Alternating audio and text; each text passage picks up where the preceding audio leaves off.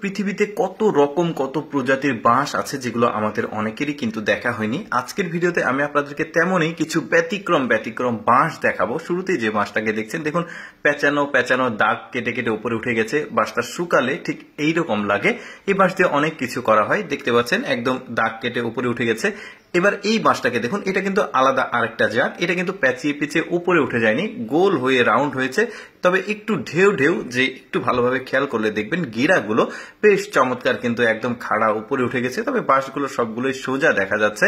তারপরে এই বাঁশটাকে দেখুন, এই বাঁশটা আবার মনে হচ্ছে কোনো বাটি সাজিয়ে রেখেছে একটার উপর আরেকটা, বেশ চমৎকার। ডালপালাও কিন্তু চারিদিকে ছড়িয়ে গেছে, ডালপালাও কিছুটা ওই রকম। এটার আবার বিভিন্ন কালার রয়েছে, হলুদ কালার, তারপরে আবার সবুজ কালার।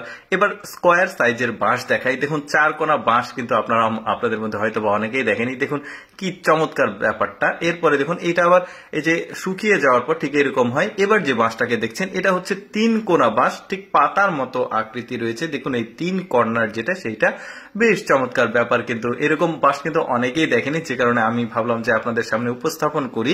কত রকমের বাঁশ রয়েছে। তারপরে এই কালারের বাঁশটা দেখুন চিকন হয়। বিশেষ ব্যাপার হচ্ছে এটা মোটা হয় না, বড় হয় না, এটা জাস্ট এইরকমই হয়, চিকন কালারের হয়। তবে বিনোদন কেন্দ্রগুলো, তারপরে অনেকে অফিসে সজ্জার জন্য, মানে সৌন্দর্য বৃদ্ধির জন্য এই ধরনের বাঁশগুলো টবে লাগায়। তারপরে এইটা দেখুন বড়শি বানানোর জন্য স্পেশাল এই বাঁশটা। দেখুন জাস্ট যেখানে হাত দিয়ে ধরবে ওই জায়গাটাই একটু ঢেউ ঢেউ, বাকি সবগুলোই স্ট্রেট রয়েছে, বড়শি বানাতে লাগে।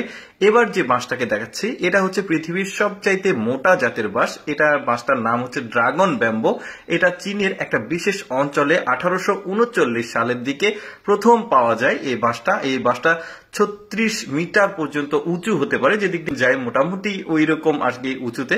তারপরে এই বাঁশটাকে দেখুন, এটা চিকন বাঁশ, গিরা গিরা। এই বাঁশের আবার একটা বিশেষত্ব রয়েছে, সেটা হচ্ছে এই বাঁশ দিয়ে ফার্নিচার তৈরি করা যায় বিভিন্ন রকম।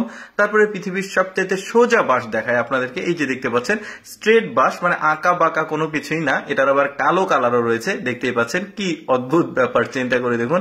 এরপরে এই বাঁশটাকে দেখুন, একটু পেঁচানো সাপের মতো দেখা যাচ্ছে, গিরা একটু বেশি। এগুলো আবার ওই যে বাড়ির ভেতরে সৌন্দর্য বৃদ্ধির জন্য অনেকে বাসার মধ্যে, অফিসের মধ্যে, অফিস ইন্টেরিয়র ডিজাইনের জন্য রাখে। এই যে দেখতে পাচ্ছেন বাঁশগুলো একদম ভিন্ন ভিন্ন ডিজাইনের, এই ডিজাইনের বাঁশটা দেখুন। তারপরে বাঁশি, যে বাঁশটাকে স্পেশাল বাঁশির জন্য যেটা মানে তৈরি হয় বাঁশটা, এটা দেখতে পাচ্ছেন। এই বাঁশগুলো গা একটু দাগ দাগ রয়েছে, একটু ভালোভাবে লক্ষ্য করে দেখবেন।